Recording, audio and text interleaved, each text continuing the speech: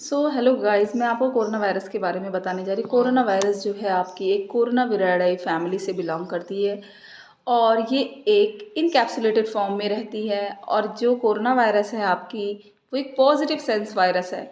Positive sense का मतलब ये होता है कि कोरोना वायरस के पास खुद का एमआरएनए है और वो डायरेक्टली क्या कर लेती है, ट्रांसलेशन कर लेती है, वो यानी कि चेंज कर लेती है, डायरेक्टली स्प्रेड हो जाती है ऑल ओवर बॉडी में।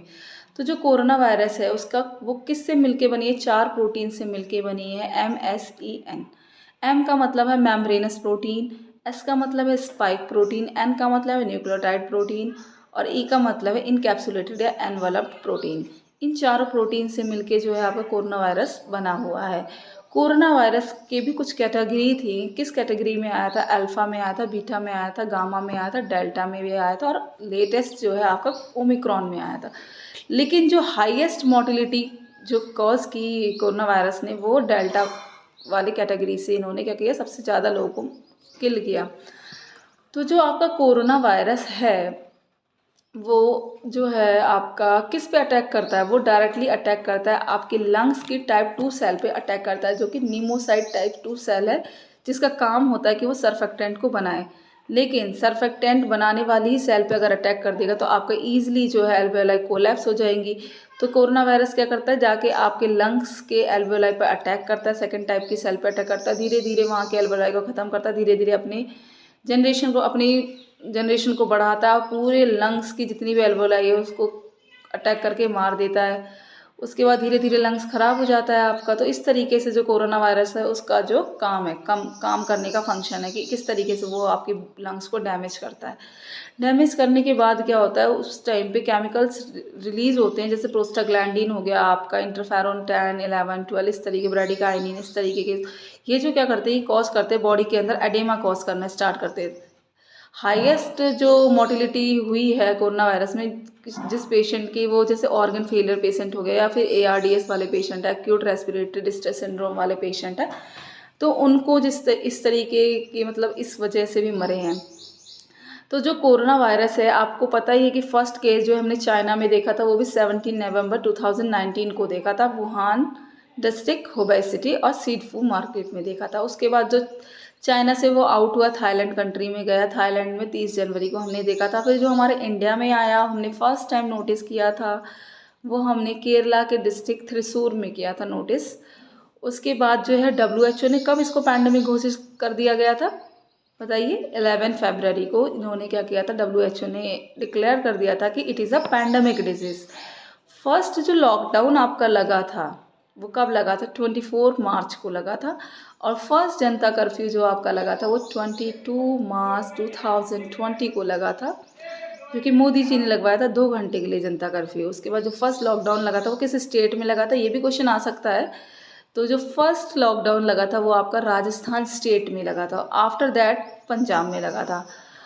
तो कोरोना वायरस जो है उस वो मतलब अटैक तो करता है, तो उसके क्या क्या सिम्टम्स होंगे?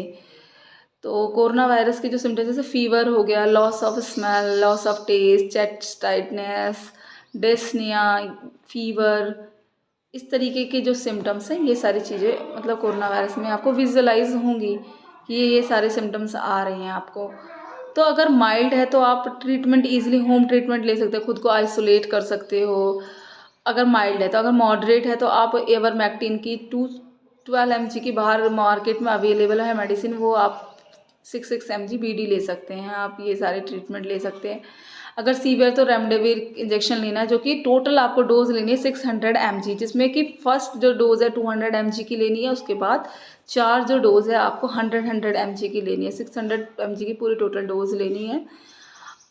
ये उस केस में लेंगे जब आपका SpO2 जो होगा 94 से कम होता है। तो अगर 90 से कम होता है तो immediately you should need to admit in the ICU ward और ICU ward, and you need to take a, क्या लेने की ज़रूरत है आपको, नॉन रीब्रीदर मास्क से आप जाएंगे, या फिर आपको HFNO पे रखेंगे आपको, या फिर मतलब कोई भी आपको रेस्पिरेटरी सपोर्ट पर जाने की ज़रूरत है अगर your SpO2 level is less than 90%।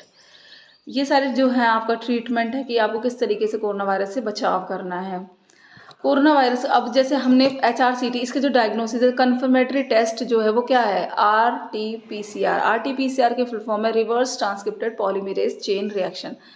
ये जो है कन्फर्मेटरी टेस्ट है, ये बताता है। और एक है आपका HRCT। HRCT का मतलब हाई रेजोनेंस सीटी स्कैन।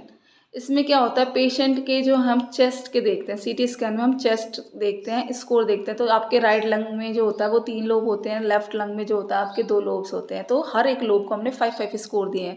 तो जो टोटल स्कोर होता है वो आपका 25 होता है। माइल्ड में क्या होगा, अगर लेस देन 7 है तो ये एक माइल्ड है, मतलब ठीक है, मतलब लंग्स ज़्यादा डैमेज नहीं हुआ। अगर मॉडरेट मतलब थोड़े बहुत डैमेज हुए हैं, वो 8 to 17 के बीच में आपकी नॉर्मल रेंज है।